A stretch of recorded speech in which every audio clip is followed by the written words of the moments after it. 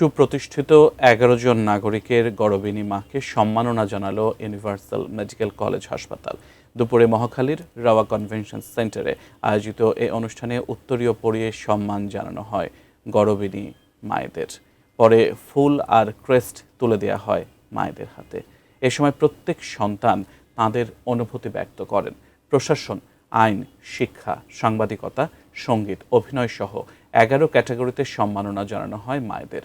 অনুষ্ঠানে প্রধান অতিথি সমাজ কল্যাণমন্ত্রী অধ্যাপক ডক্টর AZM জাহিদ হোসেন এ সময় বলেন, সোশ্যাল মিডিয়া ও AI এর এই সময় সন্তানদের নৈতিকভাবে গড়ে তোলায় এখন মায়েদের জন্য বড় চ্যালেঞ্জ।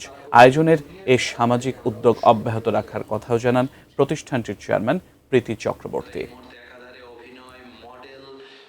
মায়েরা যে আমাদের এই সম্মাননা নিচ্ছেন, তাতে আমরা ইউনিভার্সাল মেডিকেল কলেজ হাসপাতাল অনেক কৃতজ্ঞ, অনেক বাধিত আপনাদের কাছে।